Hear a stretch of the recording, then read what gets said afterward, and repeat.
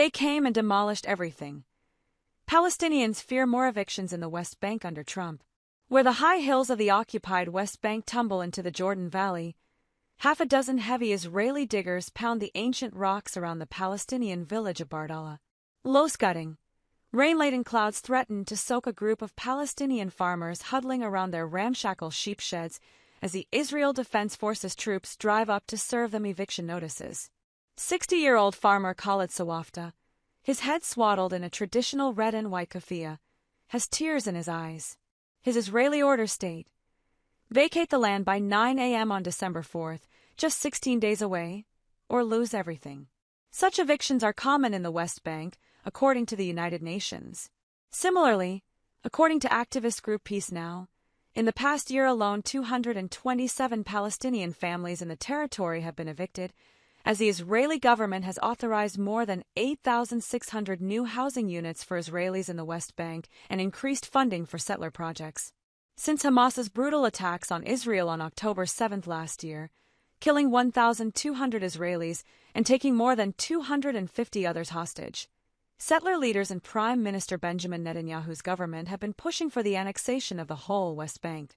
The new worry for Palestinians is that Donald Trump's pick for U.S. ambassador to Israel, Mike Huckabee, who has many fans among Israeli settlers, could accelerate their land losses. During a visit to Israel in 2017, the former governor of Arkansas told reporters, "There is no such thing as a West Bank. It's Judea and Samaria," he said, using the Israeli term for the land. "There's no such thing as a settlement. They're communities, they're neighborhoods, they're cities. There's no such thing as an occupation." Israeli settler leader and activist Ishai Fleischer, who met Huckabee during several of his visits to Israel, said, "Mike recognizes our claim. He is not an anti-Arab, but he does recognize Jewish claim to this land." Fleischer thinks Huckabee, an evangelical Christian, could do even more than Trump's last ambassador to Israel, David Friedman, who helped convince the then-president to declare Jerusalem Israel's capital, a step that was hugely popular with Israelis. Noting that Friedman is Jewish, Fleischer said, "David Friedman has legitimacy with Israelis and Jews. I think Huckabee will have legitimacy with millions of Bible-believing folks. He just knows their language, and he knows how to talk to their heart. He's a preacher." But Alon Pinkas, an Israeli diplomat and former advisor to Shimon Peres, the last Israeli prime minister to take significant steps towards peace with Palestinians, believes settlers are misguided and that Trump won't sacrifice his interests in the broader region. If Israel unilaterally annexes large swath of the West Bank, this is not going to fly well in the Arab world. Pinkas believes Trump wants to secure what Biden failed to achieve: normalization of Israel's relations with Arab countries, the holy grail of Middle East diplomacy. He's going to want to build on the Abraham Accords, Pinkas said, referring to an agreement that normalized Israel's ties with the United Arab Emirates, Bahrain, and Morocco. He's going to be pressured by the Saudis, the Qataris, and the Emiratis to strike a bigger deal. But Israel's war in Gaza and the killing of so many Palestinians has driven up the price of that grand bargain.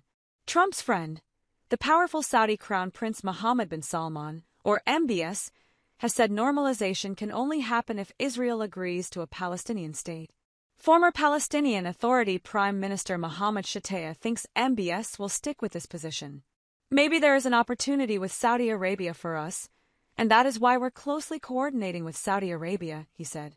Ultimately, it's Trump's friends rather than Huckabee who will succeed in influencing the Israeli government, Shatea believes.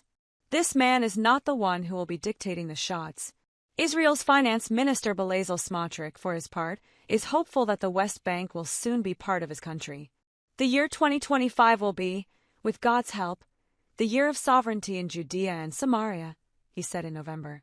Back in Bardallah, Israeli officials claim a recent security threat triggered them to build the new barrier that will almost entirely encircle Bardallah and two other villages, population about 4,000, effectively cutting them off from their agricultural livelihoods.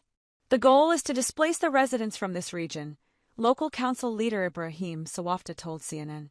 He shows documents he says prove Palestinian ownership of Wadi Salman, the tiny dirt valley that's refuge to farmer Khalid's sheep sheds, dating back 100 years. Ibrahim said they'd appealed to Israeli officials to move the barrier, but they refused entirely, claiming the road was a